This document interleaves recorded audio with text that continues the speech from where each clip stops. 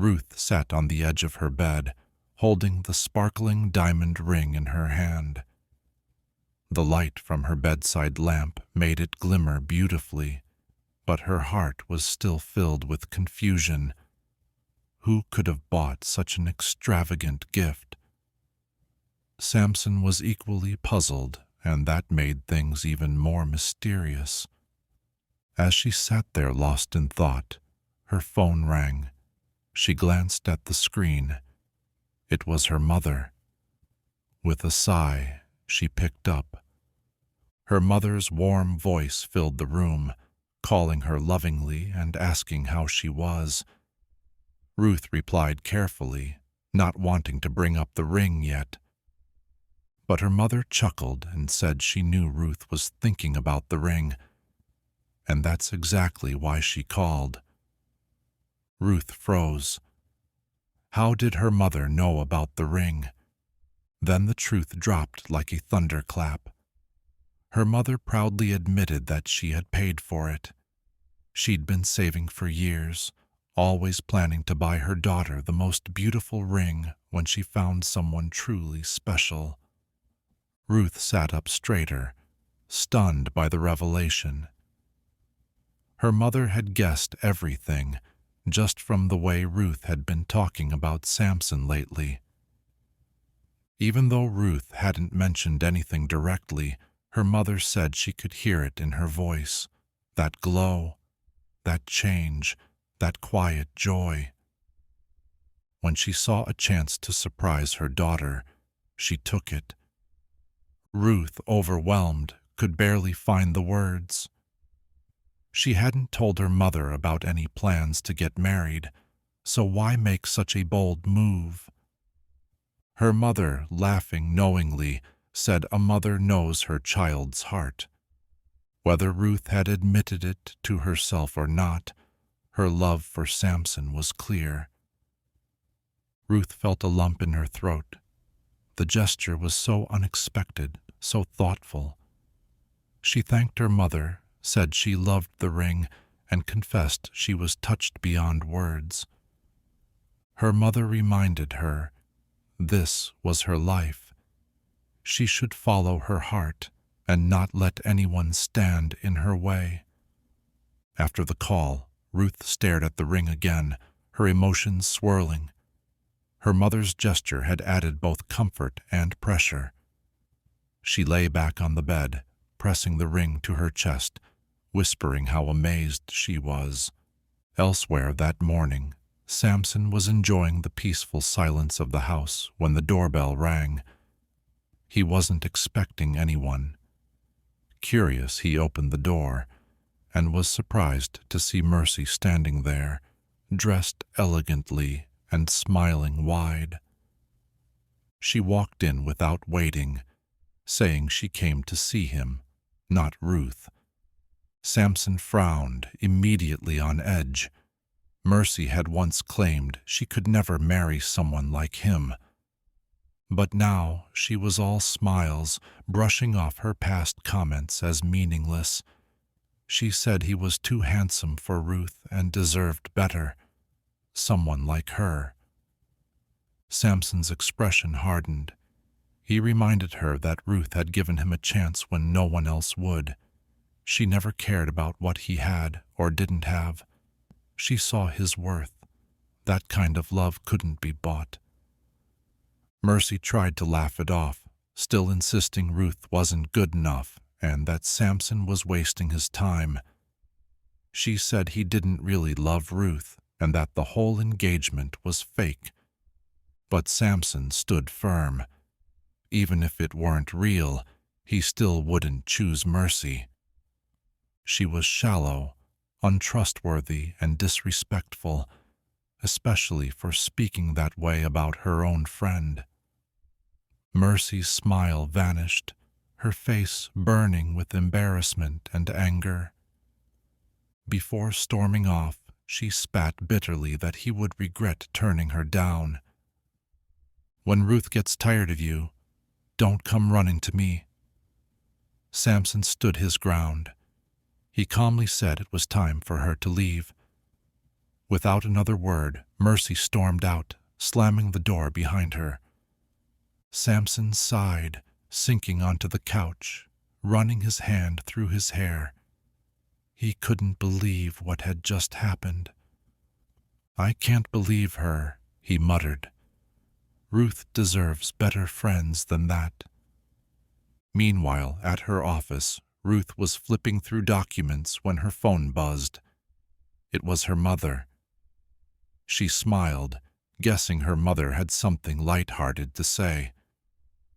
"Hello, Mom," she answered cheerfully. "Ruth, my dear, how are you?" "I'm fine, Mom. How about you?" "I'm doing well, but I've been thinking. You haven't told me much about Samson. What does he do for a living? You found such a fine man, and I'm curious." Ruth froze. That question caught her completely off guard. Her mind raced. "Oh, Mom, Samson is very busy with his work," she said, hoping to dodge the question. But her mother wasn't satisfied. "Busy with what exactly?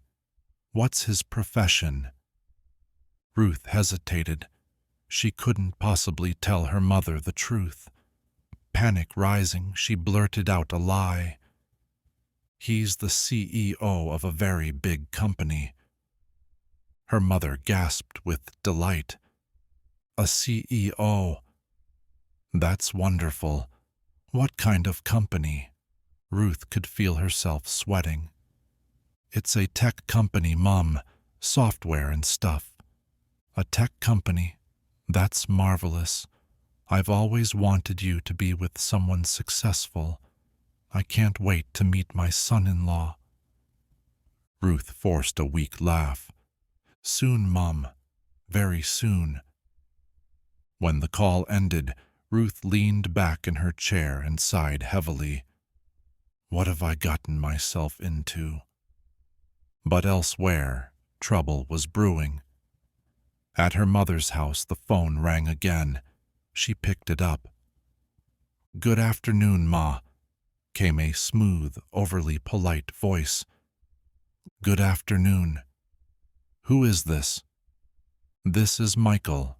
I'm calling because you need to know the truth about Ruth and her so-called fiancé." Ruth's mother's brows furrowed. "What truth?" Michael's tone turned smug. "That man she's with, Samson, he's not a CEO. He's not even close. He's a poor beggar she picked off the streets. Ruth's been lying to you." Her mother's jaw dropped. "A beggar? No, can't be true. My Ruth would never—" "Ask her yourself if you don't believe me," Michael said confidently. The call ended. Her mother sat in stunned silence, her hands trembling. This can't be true. She quickly typed a message to Ruth.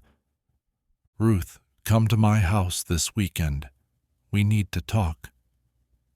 Back in her office, Ruth read the message. Her heart dropped. She had a bad feeling about the weekend ahead. Later that evening, Ruth walked into her home. The message from her mother was still weighing on her. But before she could even set her bag down, Samson approached her, his expression serious. "Ruth, we need to talk." She raised an eyebrow, sensing something was wrong. "What is it?" Samson took a breath. "Mercy came by today while you were at work." Ruth's face darkened. "What does she want now? And why does she keep showing up here uninvited?" Samson nodded. "She knew you weren't home. She said a lot of things. She told me she liked me, said she was wealthier than you, claimed she was more fun, and tried to convince me you weren't good enough for me." Ruth's eyes widened, then narrowed. "She said all that?" "Yes. I told her I wasn't interested and asked her to leave. She looked embarrassed and stormed off. Ruth was furious. That snake. I can't believe she would stoop this low after everything I've done for her. And now she has the audacity to come here and say that to you. She began pacing the room, her anger boiling. Samson remained calm. Ruth, I think you should calm down. She's not worth it. Ruth turned sharply. Calm down. You don't understand. Mercy doesn't handle rejection well. She's vindictive. I wouldn't be surprised if she's already gone behind my back. What do you mean? Ruth sighed, rubbing her temples. My mother sent me a strange message earlier, asking me to come over this weekend. She sounded urgent, like she knows something she shouldn't. What if Mercy went to her? That's a big assumption, Ruth. Are you sure? Oh, I know her too well. She's petty and loves drama. If she's behind this, Samson, she'll regret it. She'll wish she never crossed me. Samson gently placed a hand on her shoulder. Ruth, I get that you're upset, but let's not jump to conclusions. Samson suggested Ruth visit her mother that weekend and hear her out without jumping to conclusions. Ruth, though still angry, agreed. She crossed her arms and said she would go, but warned that if Mercy had anything to do with it, their so-called friendship would end for good. Samson smiled gently and reminded her to stay cautious. Sometimes it was better to stay away from people like Mercy altogether. Ruth nodded. For now she would focus on what her mother had to say, but deep down she knew that if Mercy was involved, there would be consequences. Later, Ruth stood in the kitchen, staring blankly at the ingredients on the counter. She was supposed to be cooking dinner, but her thoughts were consumed by Mercy's betrayal. The bitterness refused to fade. She couldn't take it anymore. Grabbing her phone, she scrolled to Mercy's number and hit call. The phone rang twice before Mercy answered cheerfully, pretending as if nothing had happened. Ruth wasted no time. She asked Mercy directly if she had gone to her house to flirt with Samson. There was a brief pause. Then Mercy laughed nervously and tried to deflect. Ruth pressed harder. Samson had told her everything. Mercy's lies, her flirting, and her attempt to tear them apart. Eventually, Mercy admitted she had gone to Ruth's house, but claimed it wasn't serious. She called it a test. Ruth was shocked. Mercy said she only wanted to see if Samson was really as special as Ruth made him seem. Ruth's grip tightened on the phone. She couldn't believe what she was hearing. Mercy had disrespected her relationship, and her home, all out of curiosity. When Ruth confronted her, Mercy dismissed it as harmless and called Ruth too sensitive. That was the final straw. Ruth told her off. She made it clear that this wasn't the first betrayal, but it would be the last. Ruth ended the call, her voice cold and steady. Goodbye, Mercy. She stood frozen for a moment, anger still coursing through her. She had finally cut off the toxic friendship that had poisoned her life for far too long. Samson entered the kitchen, noticing the stormy look on her face. He asked if everything was okay. Ruth took a deep breath and said yes. It was now. She had ended a toxic friendship. Samson placed a comforting hand on her shoulder and told her she didn't need people like that in her life. Ruth nodded. She was done letting people like Mercy drag her down. From now on, she would focus on what truly mattered. When Samson asked her what that was, Ruth looked at him, her eyes softening. the people who genuinely cared about her. The weekend came, and Ruth arrived at her mother's house, her heart pounding. Her mother waited in the living room, arms crossed, disappointment written all over her face. Ruth sat down, trying to stay calm. She greeted her mother cautiously, but the response was stern. Her mother immediately confronted her about the lie. She asked why Ruth had paid Samson to pretend to be her fiancé. Ruth's heart sank. She tried to explain. At first it was just a way to ease the pressure her mother had put on her. But then everything changed. She fell in love. Her mother's expression softened. She was still hurt, but she could see the sincerity in Ruth's eyes. Ruth nodded as she said it again. Samson was kind, honest, and he made her truly happy. Ruth knew things hadn't started perfectly between her and Samson, but her feelings had grown real, deep, undeniable, and powerful. Her mother sighed, finally letting down her guard. I understand the pressure I put on you, but if it was too much, you should have just ignored me. Ruth looked up, a small smile forming. Ignore you? Mom, don't you know how stubborn you are? You wouldn't have let me breathe until I introduced someone. Her mother couldn't help but laugh at that. Well, you're not wrong, but if you're truly happy with Samson, I don't mind his status anymore. What matters most is your happiness. We can help him grow into anything. If he loves you and is willing to evolve, that's all I care about. Ruth's eyes widened. Really, Mom? Yes, her mother nodded. Bring my son-in-law to see me soon. Ruth blinked in shock. Son-in-law already? Mom, he hasn't even proposed yet. Her mother laughed.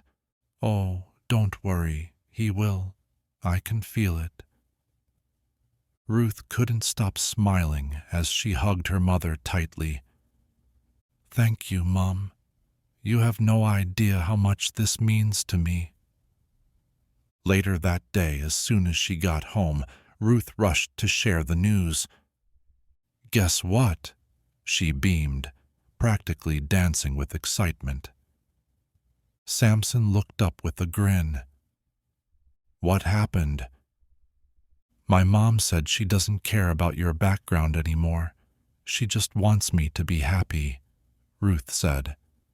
Then, after a pause, she added with a laugh, and she called you her son-in-law. Samson laughed, the sound filling the room with joy. Son-in-law, huh? That's a big promotion. Ruth nodded, teasing. I know, right? You're moving up in the world. Samson looked thoughtful. Then a mischievous smile spread across his face. He dropped to one knee, pulling a small box from his pocket. Ruth gasped, her hands flying to her mouth. Samson, what are you doing? He opened the box, revealing a sparkling engagement ring. Ruth, will you marry me? Her breath caught in her throat. Wait, did my mom put you up to this? Samson chuckled. No, she didn't. But hearing that she's on our side gave me the courage to do what I've wanted to do for a long time.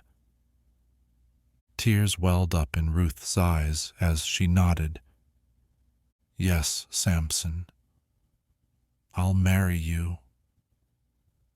He slipped the ring onto her finger and rose to his feet, pulling her into a warm embrace. I promise to make you happy, Ruth. You already do, she whispered. You already do. That evening they celebrated, laughing, dancing, and dreaming of their future together. For the first time in a long while, everything felt right, and this time it wasn't an act, it was real. A few months later, Ruth and Samson stood hand in hand, exchanging vows before friends, family, and well-wishers. The ceremony was magical, filled with laughter, heartfelt tears, and joy. Samson, in his sleek suit, couldn't take his eyes off Ruth, who looked radiant in her elegant gown. When they sealed their love with a kiss, Ruth's mother clapped the loudest, her heart full of pride. Their journey, from a fake engagement to a real, everlasting bond, was nothing short of a fairy tale. 3 years later, Samson was no longer the humble man who once wandered the streets.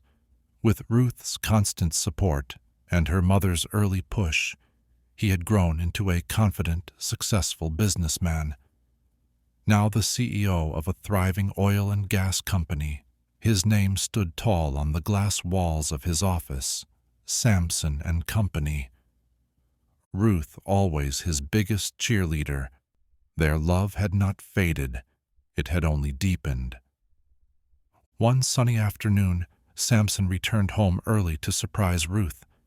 As he stepped inside, he saw her on the floor, playing with their 1-year-old son, Enzo. The sight melted his heart. Ruth looked up and smiled. "Hey, Mr. CEO, home so soon?" Samson grinned. "Couldn't wait to see my 2 favorite people." He scooped Enzo into his arms, and the boy giggled, grabbing at his tie. Ruth joined them, wrapping her arms around Samson. "I still can't believe this is our life," he said, his voice filled with emotion.